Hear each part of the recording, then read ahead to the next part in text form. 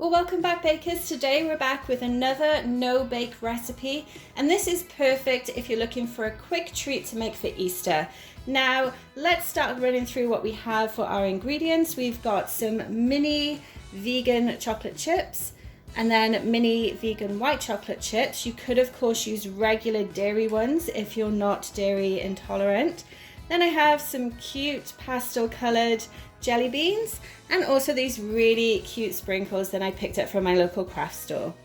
The only other things that you're really going to need to make this recipe is a baking tray with either some parchment paper, silicone, or a Teflon mat like this one, and then a couple of jugs to melt the chocolate in. So let's get started. So this recipe is actually inspired by one that I saw on Sally's baking blog, where she did 2 layers of chocolate. So we are going to do the milk chocolate on the bottom, white chocolate on the top, so you get that really nice double layer of chocolate. Then we'll add the decorations on top. First thing we're going to do is just move these aside, and we're going to start the process of melting our chocolate. Now, you could do this in a double boiler method on your stovetop, or if you want to be quick and easy like me, just pop them in a jug.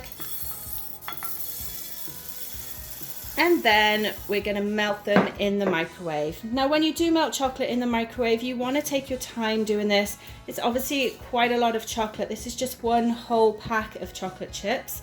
And then we're going to check it at about 20-30 second intervals. Give it a stir and just keep going until all of it is melted. So let's get on with that stage. So our chocolate is melted. You can see here it's really nice and runny. If you have any issues when you are melting your chocolate in the microwave like this, you can always pop a little bit of vegetable shortening or even coconut oil in it, just to help it flow a little bit better as well. Next thing we're going to do is spread this on our baking pan.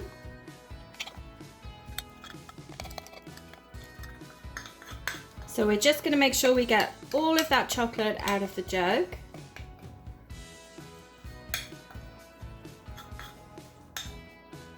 And then we're going to use the spoon to spread it out.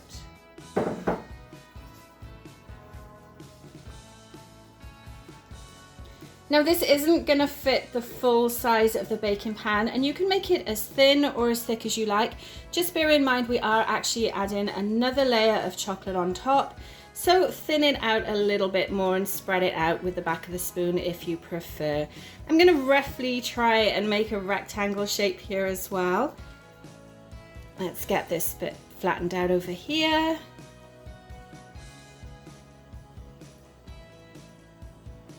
Now, don't worry if it isn't perfectly smooth, if you have lines in it like you can see here. Of course, this chocolate is going to set up in the fridge anyways, and we are adding extra layers to it, so it doesn't have to be perfectly smooth. Now, as far as the white chocolate, we're not going to add this straight away. We do want to let this layer firm up a little bit first. So I'm going to pop this in the fridge for 20 minutes to speed up that process. Of course, if you wanted to marble your chocolate, you could melt the white straight away and then just drag it through with a toothpick or the spoon again. You could create some really fun designs with that, but that is our first layer done. I'm going to give it a tap a couple of times just to release any air bubbles. And there we go. We'll pop this in the fridge and we'll come back in 20 minutes.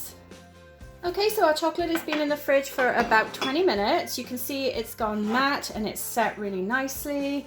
Now we just need to repeat the whole process again with our white chocolate. So we're going to get that melted in the microwave as well. So I've cleaned out the same glass jug, pour these in, and then we're just going to microwave it in about 20-30 second intervals until everything is fully melted, and we'll come back and finish off our chocolate bark.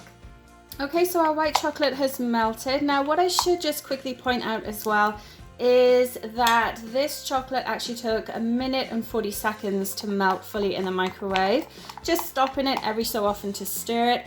And then this one actually melted up a lot faster. It was just over 1 minute. Same quantity of chocolate, but just to point out that different types of chocolate will melt at a different time. So now we're going to pour this on top. So same process as before. Now look at that contrast straight away. I think this is going to turn out just wonderful. Let's make sure we scrape everything out. And then as before, we're going to use the back of the spoon to spread it out as well.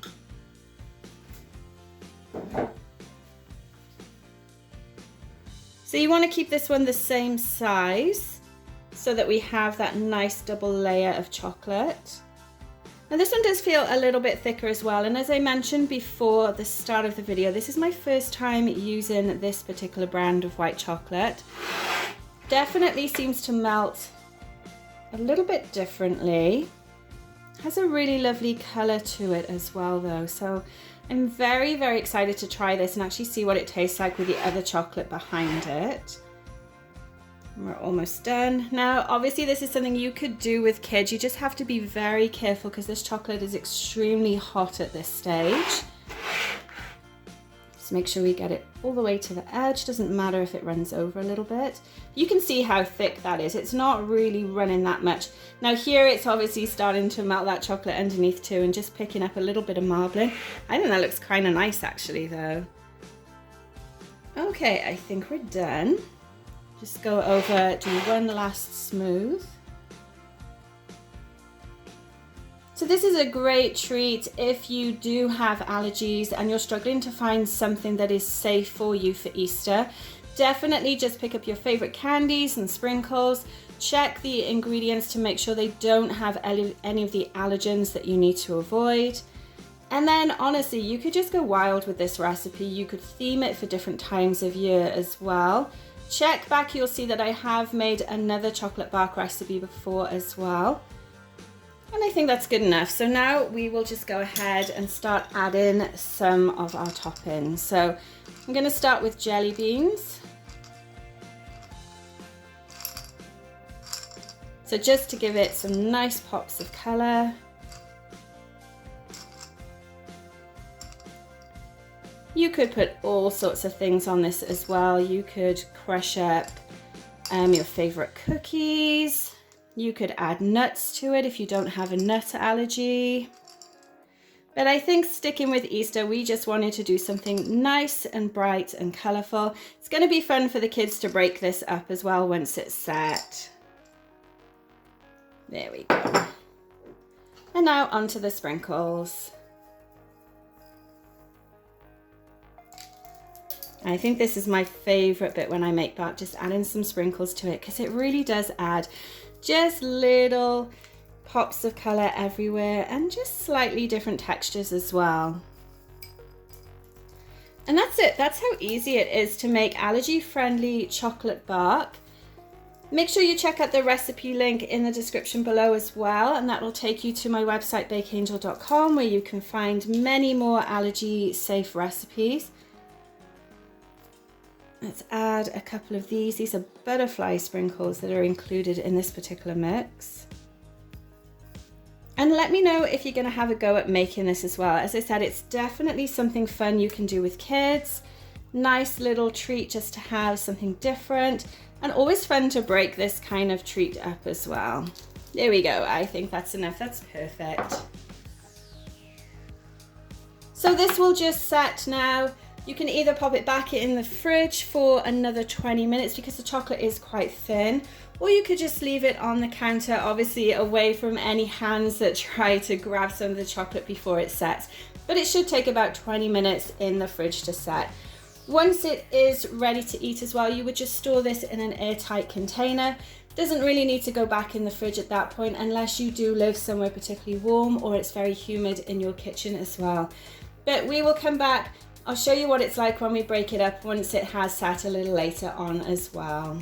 Okay, so our bark is fully set. Now again, this is a double chocolate bark. So we have the layer of the milk chocolate, then the white chocolate on top, and then our sprinkles, jelly beans, and these cute little butterflies as well. So all we have to do now is break it up and then we can enjoy it.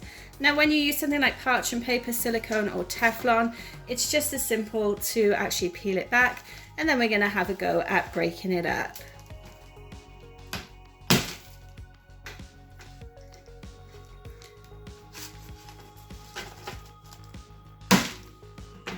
So obviously it's pretty firm because it has just come out of the fridge. You could leave it sit for a little bit, but I just wanted to show you that nice close-up layer of your milk chocolate and your white chocolate. This is going to be so fun to eat as well. Definitely let it come up to room temperature before you do eat it, because it is still really hard when it comes out of the fridge. But that's how easy it is to make an allergy-friendly Easter chocolate bar. I hope you've really enjoyed this video. Make sure you pop a comment below to let me know if you're going to have a go at making this, and I look forward to seeing you on my next video. Thanks for watching.